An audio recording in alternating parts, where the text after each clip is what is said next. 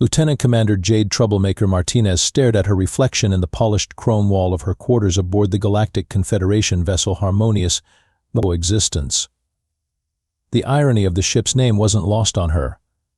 3 months into her assignment as the first human exchange officer, and harmonious was the last word anyone would use to describe her experience. "Computer, am I presentable enough for these stuck-up jellies?" she asked, adjusting her dress uniform for the 14th time.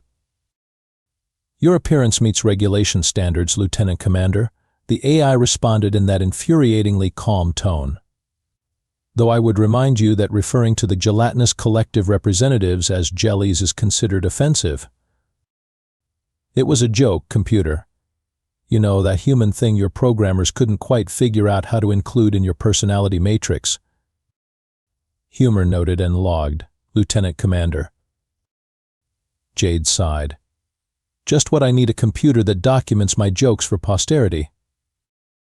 The diplomatic reception was exactly what she expected, a room full of various alien species giving her those looks. She knew those looks all too well by now, equal parts fascination, condescension, and thinly veiled nervousness. To them, humans were the galaxy's curiosity, the Deathworlders who somehow managed to develop civilization on a planet that should have killed them 1,000 times over. "Ah, a resident calcium-based endoskeletal anomaly," exclaimed Chief Science Officer T. Pilk, a gangly purple being with 4 arms and what Jade had learned was his species' version of a smile. "How are you enjoying the gathering of interspecies harmony?" "It's just peachy, T. Pilk. Nothing says harmony like being studied like a lab specimen every time I enter a room." Fascinating linguistic choice. Peachy, referring to a toxic fruit from your homeworld that your species deliberately cultivated to be edible. How perfectly representative of humanity's inexplicable survival tendencies. Before Jade could explain that peaches weren't actually toxic, at least not anymore, she found herself face to face with High Admiral Clive, the walking nightmare who ran this corner of Confederation space. Clive resembled nothing so much as a 6-foot-tall mantis with gleaming carapace armor and eyes that reflected every bad decision you'd ever made right back at you. The High Admiral was known for 3 things: strategic brilliance, impeccable etiquette, and a complete lack of humor. Lieutenant Commander Martinez, Clive clicked, mandibles twitching in what Jade had learned was disapproval. "I trust you are finding your stay illuminating?" "Absolutely, High Admiral. Though I admit I'm still adjusting to being the only person aboard who needs to sleep lying down." "Indeed. Your species' inefficient biological processes continue to perplex our scientists." The conversation might have remained at this level of barely concealed mutual disdain if not for what happened next. As a server droid offered drinks, Jade reached for one at the exact moment Clive extended a razor-sharp appendage. Their movements collided, sending the tray flying. The contents, some sort of ceremonial beverage, splashed spectacularly across Clive's ornate uniform. The room went silent. Even the ambient music seemed to hold its breath. I'm so sorry, High Admiral," Jade stammered, reaching for a napkin. "Do not touch me." Each word from Clive came out like a death sentence. Later that evening, as Jade nursed a drink in her quarters, her communication terminal chimed. "Lieutenant Commander Martinez," came the ship's XO's voice, "you are being reassigned to a special diplomatic mission. High Admiral Clive personally selected you for this honor." Jade knew exactly what kind of honor this was going to be. In the 3 months she'd been aboard, she'd learned one critical fact about High Admiral Clive. The creature didn't forgive, and it certainly didn't forget. The transport shuttle bucked and shuddered as it entered the atmosphere of Nexus 9, a frontier world on the edge of Confederation space. Jade gripped her harness tighter, eyeing the 2 Confederation security officers who'd barely spoken a word the entire journey. So she tried again. "Anyone want to tell me what kind of diplomatic relations we're establishing on a planet that's 90% untamed wilderness?" The taller officer, a reptilian Draxian named Officer Zek, flicked his tongue nervously. High Admiral Vik's orders were very specific. You are to make first contact with the dominant native species. Right. And who might they be? The mission brief was surprisingly brief. The Vak'thori, replied the second officer, a bulbous creature named Plex whose species Jade couldn't recall. They are the apex predators of Nexus 9. Apex predators? And we're making diplomatic contact? That's unusual for the Confederation. Jade felt the first serious stirrings of suspicion. Typically, you folks prefer species that have developed agriculture, basic technology, you know, the stuff of civilization. The Vak'thori are unique, Plex said, not meeting her eyes. The High Admiral believes your human perspective will be valuable. The shuttle landed with a thud in a small clearing.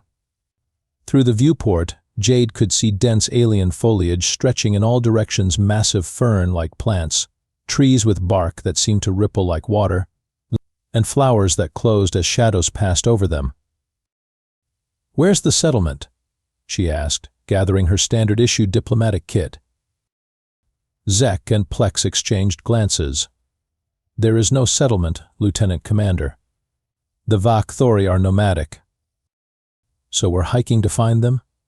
"Great. At least you brought the tracking equipment." Neither officer moved to collect any additional gear. In fact, they seemed to be backing toward the shuttle door. "The tracking equipment won't be necessary," Plex said. "The Vak'thori will find you. Ninduayo." And that's when it hit her. The minimal supplies, the nervous behavior, the deliberately vague briefing. "This isn't a diplomatic mission," Jade said quietly. "This is a setup." Zek had the decency to look ashamed, his scales darkening in what Jade recognized as his species equivalent of a blush. High Admiral Vik was most displeased by the incident at the reception. "The official record will show you were lost during an unfortunate planetary survey accident." "You're leaving me here to die?" "Not necessarily," Plex offered, almost kindly. "Humans are supposedly adaptable. Perhaps you'll survive a day or two before the Vak'thori hunting packs find you." Before Jade could lunge for them, they were back in the shuttle, the door sealing with a hiss.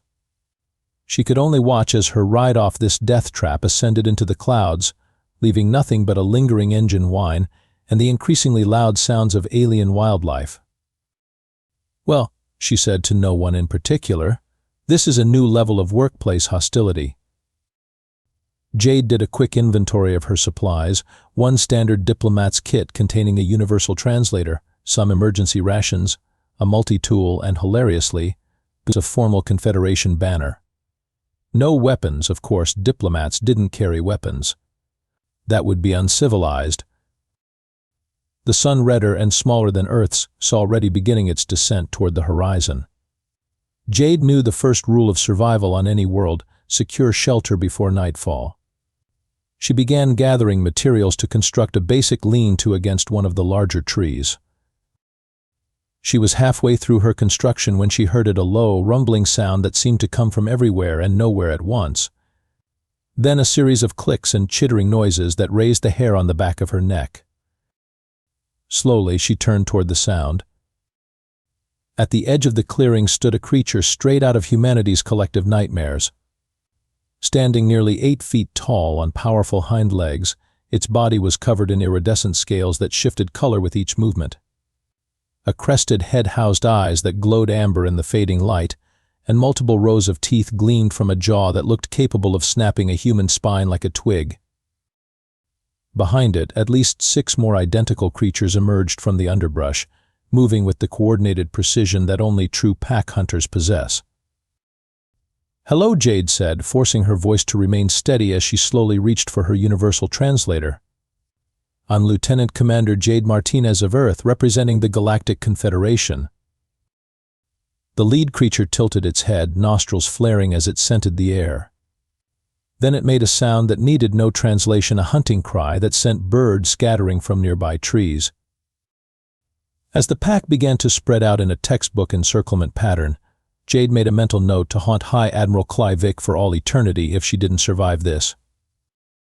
Right, she muttered, backing toward the tree she'd selected for shelter. Diplomatic relations. Thanks for the career opportunity, Admiral. The lead Vak'thori tensed, preparing to spring. The Vak'thori leader lunged with terrifying speed, but Jade had grown up in the gravity well of Earth, a deathworld that had forged human reflexes into something spectacular by galactic standards. She dove sideways, rolling beneath the massive alien's attack and coming up running. Should have paid more attention during my physical assessment, Clivic, she grunted, sprinting toward a cluster of boulders that offered at least some defensive position. The Vak'thori pack gave chase but seemed almost confused by her speed and agility. Humans might be considered technologically backward by Confederation standards, but eons of evolution on a planet trying its best to kill them had left them with impressive physical capabilities. Jade reached the rocks and scrambled up to a position where she could face only one attacker at a time. The universal translator was clutched in her hand, frantically processing the barks and clicks of the predators. The lead Vak'thori approached, its scales shifting to a deep crimson as it studied her. It made a series of complex sounds. The translator crackled, "Strange prey moves wrong, smells wrong." "I'm not prey," Jade shouted, on the off chance their hearing could process human speech patterns. "I'm a diplomat. Or at least I was supposed to be." More clicks and whistles. Carrie's tool makes noise not like other soft meats. Jade had a flash of insight. "Computer," she whispered to her wrist communicator, "access xenobiology database. Quick facts on Vak'thori social structure." Her communicator displayed a pitiful amount of information: species, Vak'thori. Some classification, apex predator. Social organization, pack-based hierarchy determined by hunting prowess. Note, limited observation. Highly dangerous. Contact prohibited. Great. So they respect hunting ability. Jade looked around for anything she could use as a weapon. Her eyes fell on her multi-tool. Not much, but better than nothing. The pack continued to circle, clearly puzzled by this strange creature that wasn't behaving like proper prey. Jade decided on a desperate gamble. She pulled herself up to her full height, unimpressive by Vak'thori standards, but her posture mimicked their dominant stance. "I am not prey," she said clearly. Meeting the leader's gaze, "I am a hunter. Main species." The translator struggled to convert her words, but the intent must have gotten through. The lead Vak'thori tilted its head, curious rather than immediately hostile. Then, as if the universe decided Jade hadn't faced enough challenges for one day, the ground began to tremble. A low rumble built to a deafening roar as the earth split open barely 50 meters from their position. "Earthquake," Jade shouted, though the word was meaningless to the Vak'thori.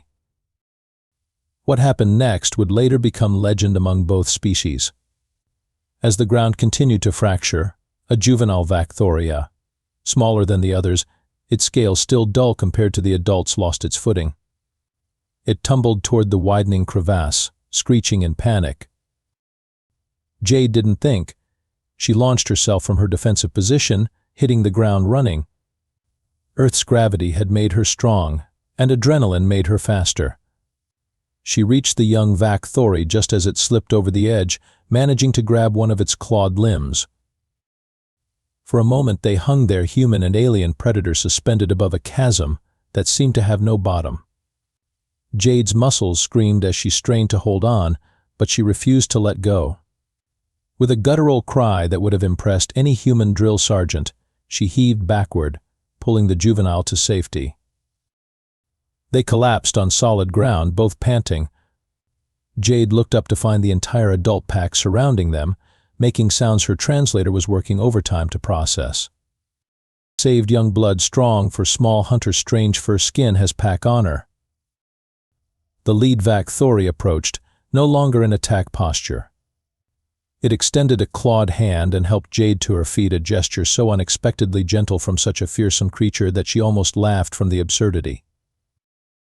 Join hunt test strength, the translator managed. And just like that, Jade found herself invited to hunt with the most dangerous predators on Nexus 9. Over the following days, a bizarre cultural exchange developed.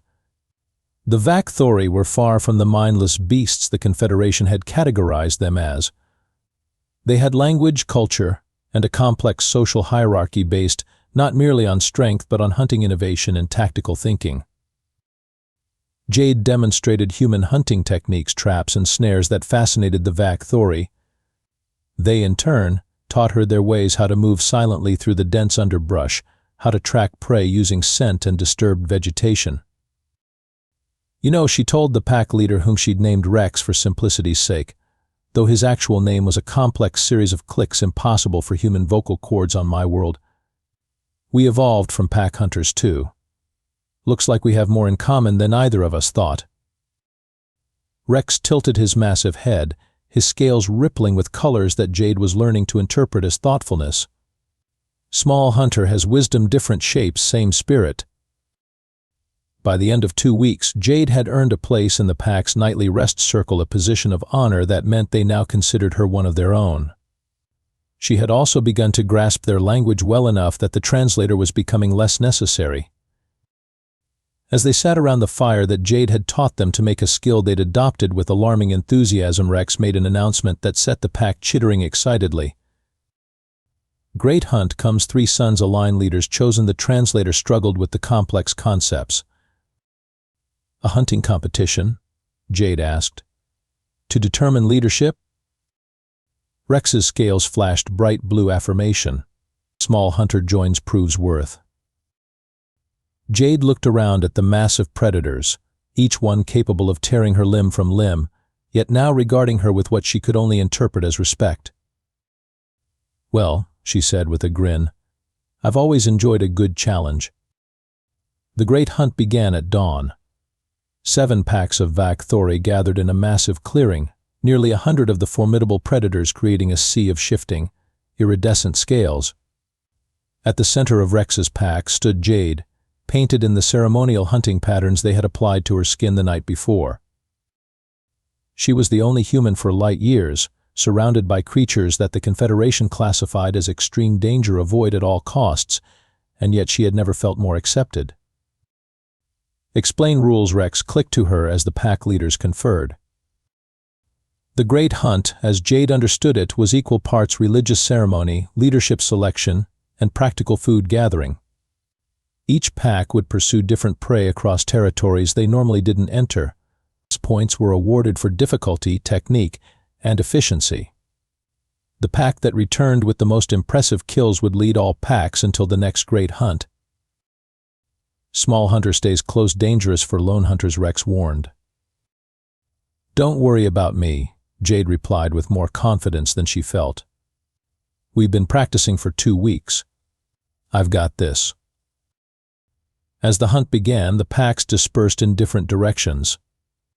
Rex led their group northward, toward what Jade had dubbed the Crystal Mountains for their quartz-like peaks that shimmered in the sunlight.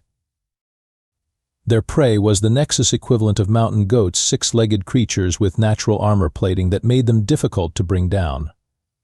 The real challenge wasn't just catching them, but doing so on treacherous mountain slopes where a misstep meant certain death.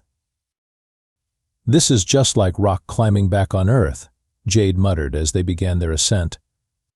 Except, you know, if I fall I get eaten by the wildlife instead of just breaking every bone in my body. The Vak'thori moved with surprising grace despite their size, their claws finding purchase on the sheer rock face. Jade kept pace, her smaller size and lower weight actually giving her an advantage on some of the narrower ledges. They spotted their first target herd around midday, a group of 12 armored herbivores grazing on the sparse vegetation that grew between rocks. Rex signaled for the pack to spread out in their standard encirclement pattern. That's when Jade had her first real insight. Wait, she whispered, touching Rex's arm. They're too spread out. We'll never encircle them all before they scatter. She pointed to a narrow pass between two rock formations. If we drive them there, they'll bunch up. We can take more with less effort. Rex's scales flashed with consideration, then agreement. New signals went out to the pack, redirecting their approach based on Jade's strategy. The plan worked better than anyone expected. Rather than catching 2 or 3 of the beasts, they successfully brought down 9, a record for a single hunt of this prey type. The younger Vak'thori looked at Jade with what could only be described as awe. As the hunt continued over the following days, Jade's tactical insights repeatedly gave their pack an edge. Her human perspective, the result of evolving on a planet where humans weren't always at the top of the food chain, brought innovative approaches that the Vak'thori had never considered. On the final day of the Great Hunt, they faced their greatest challenge, the Thunderhooves, massive herd beasts that traveled the plains in groups of hundreds, protected by both their size and their numbers. "We can't take them head-on," Jade said as they surveyed the herd from a hilltop. "Even with our whole pack, we'd be trampled." Rex clicked his agreement. The traditional approach was to pick off stragglers, elderly or young animals that fell behind. It was effective but yielded minimal points in the competition. "What if," Jade said slowly, "an idea forming, we don't attack them at all? What if we make them attack each other?" The concept was radical by Vak'thori standards. Prey didn't attack prey. That wasn't the natural order of things. Jade explained her plan using fire and noise to create panic in one section of the herd, causing a stampede that would drive part of the herd into a natural dead end where the confusion would lead to the animals trampling each other. "Danger to pack," Rex warned. "High risk, high reward," Jade replied with the reckless grin that had earned her the nickname Troublemaker back in the academy. Just like the best hunts should be. After much debate, Rex agreed to try her approach. The pack spent hours positioning themselves strategically around the massive herd. When everything was ready, Jade gave the signal. Controlled fires were lit, creating a wall of flame that frightened the herd exactly as she had predicted. The thundering of hundreds of massive beasts shook the ground as they fled in panic. The Vak'thori watched in amazement as the scene unfolded exactly as Jade had described. When the dust settled, more than 30 Thunderhooves lay dead or dying in the natural canyon, more than any pack had ever taken in a single hunt. As they stood surveying their unprecedented success, Rex turned to Jade, his scales rippling through colors she had never seen him display before. "Small hunter has big wisdom, changes the hunt forever, worthy to lead." That evening, when all packs gathered to count their prizes, Rex's pack stood head and shoulders above the competition. The other pack leaders approached, heads lowered in the traditional gesture of respect. To Jade's shock, Rex stepped aside and pushed her forward. This one, he clicked formally. Change the hunt brought new ways, earned right to speak for all packs. And there, beneath the alien stars of Nexus 9, a human woman was crowned with the ceremonial hunting regalia of the Vak'thori, the first non-native species ever to be granted the honor of pack leadership. "If only Admiral Clive could see me now," Jade thought with savage satisfaction as she accepted the crown of bones and precious stones that marked her new status. 3 months after Lieutenant Commander Jade Martinez had been tragically lost in a planetary survey accident, the Confederation research vessel Empirical Inquiry entered orbit around Nexus 9. Its mission, ostensibly scientific, had a secondary objective known only to a few: to recover any remains of the human officer for proper burial, assuming there was anything left to find. Captain Lori Tax, a methodical and by-the-book officer, supervised the scanning operation from the bridge. "Any signs of human remains?" she asked, not expecting much. The science officer, a Ventarian named Nix, looked up from his console with an expression of confusion. "Captain, I'm detecting something unusual. There appears to be civilization." "That's impossible. The Vak'thori are pre-technological hunter-gatherers. Nevertheless, sensors are showing organized settlements." structures, agricultural areas. And Captain, I'm detecting electromagnetic emissions consistent with rudimentary technology. Captain Loritax frowned. Prepare a shuttle. I want to see this myself. The landing party, heavily armed and protected by the latest in defensive shield technology, touched down near what seemed to be the main settlement. The structures were unlike anything in Confederation records, a bizarre fusion of traditional Vak'thori design and something else. Those look almost like human-style buildings, the security chief muttered uneasily. Before they could advance further, they were surrounded by Vak'thori warriors, dozens of them, moving with coordinated precision that spoke of military training rather than instinctual pack behavior. More disturbing still, some carried what appeared to be crude but effective spears with metal tips. Hold position, Captain Loritax ordered. Activate translators and try to communicate. Before the translators could engage, the circle of warriors parted. Through the opening walked a figure that caused several crew members to gasp audibly. It was a human woman, but unlike any human they had ever seen. Her skin was decorated with Vak'thori hunting patterns, permanent markings that spoke of tribal acceptance. She wore a combination of Confederation uniform pieces and clothing made from local materials. Atop her head sat an elaborate crown of bones, precious stones, and metal worked in designs that seemed both alien and oddly human-influenced. Most shocking of all was her bearing. She moved with the absolute confidence of someone in complete command, flanked by Vak'thori who clearly deferred to her authority. "Lieutenant Commander Martinez?" Captain Loritax asked incredulously. Jade smiled, but there was nothing warm in the expression. It was the smile of a predator. "That's War Chief Martinez now," she replied. "Or if you prefer the full Vak'thori title, she who changes the hunt, crowned by victory, speaker for the United Packs of Nexus 9. The captain struggled to process what she was seeing. But how? The Vak'thori are apex predators. They hunt any non-Vak'thori species they encounter. "Turns out that was a misunderstanding," Jade said casually. "They don't hunt other sentient species, they test them. If you prove yourself worthy of respect, they accept you as equals. If not, well, let's just say you become part of the food chain in a less dignified way." She gestured around at the settlement. "We've been busy these past months. The Vak'thori are quick learners. They already had a complex verbal language and social structure. Once I introduced basic concepts like agriculture, metalworking, and construction techniques, they ran with it." Captain Loritax looked deeply troubled. "This is a violation of non-interference protocols. The Confederation will—" "The Confederation," Jade interrupted, "abandoned me on this planet to die. I don't think you're in a position to lecture me about protocols."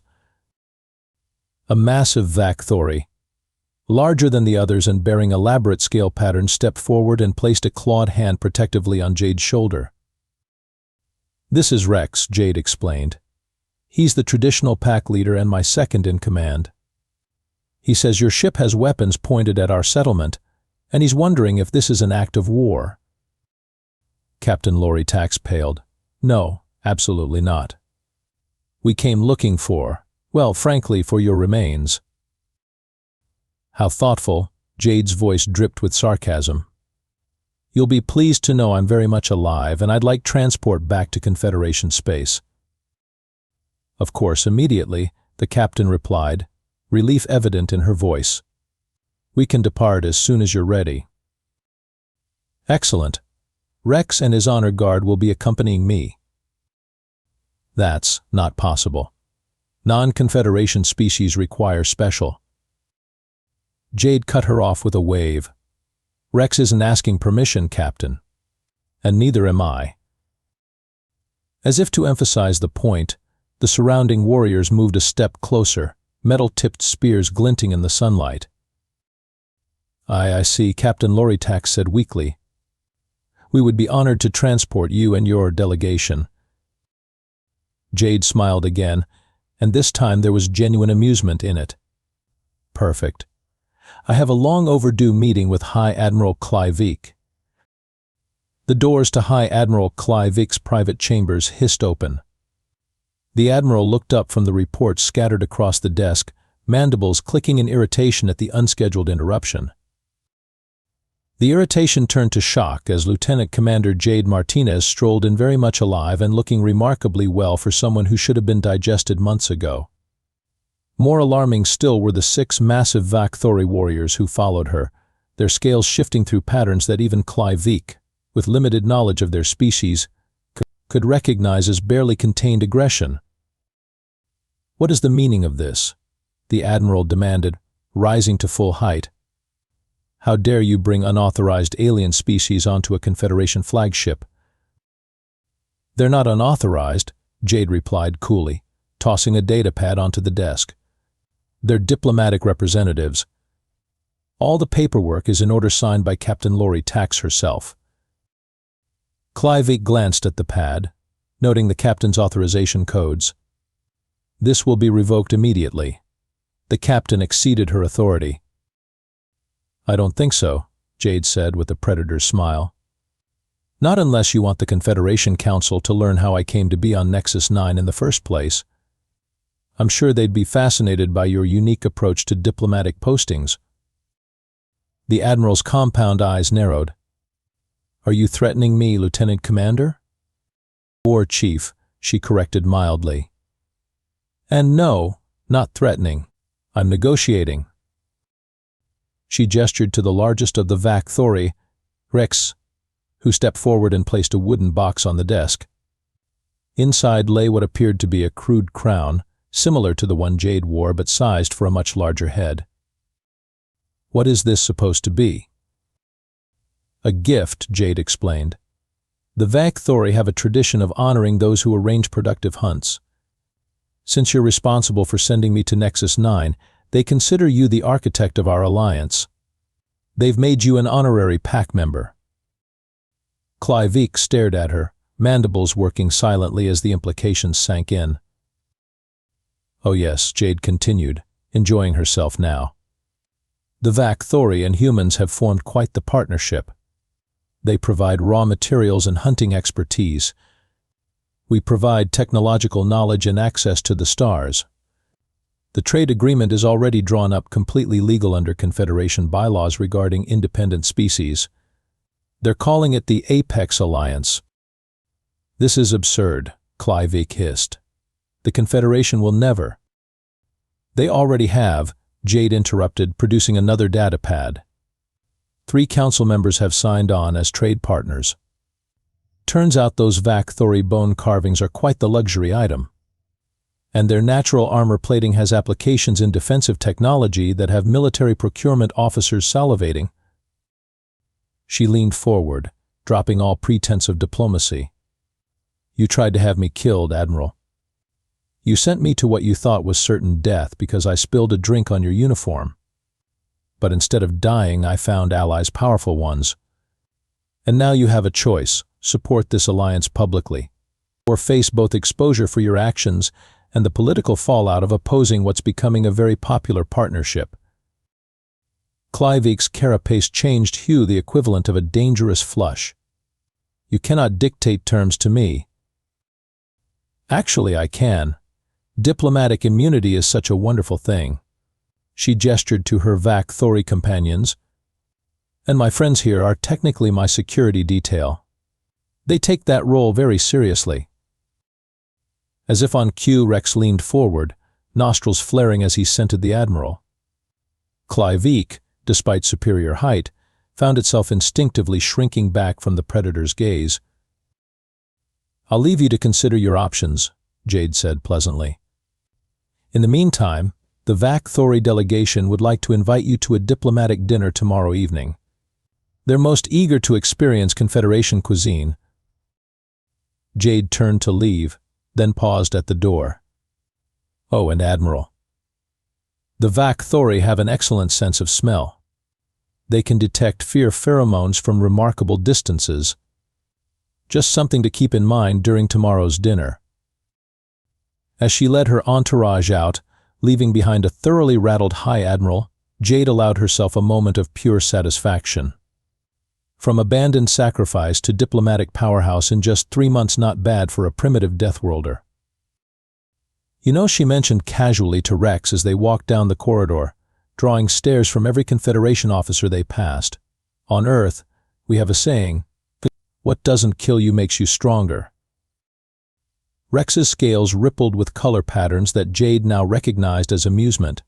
His click speech, which she understood perfectly after months of immersion, needed no translation. On Nexus 9 we have similar saying, "What tries to hunt you should check if you hunt better." Jade laughed, the sound echoing through the sterile Confederation hallways like a declaration. The galaxy was about to learn a valuable lesson, one that humanity had known since climbing down from the trees on their Deathworld home. Never underestimate a species that evolved on a planet trying to kill it. And definitely don't feed them to apex predators unless you're prepared for them to come back leading the pack.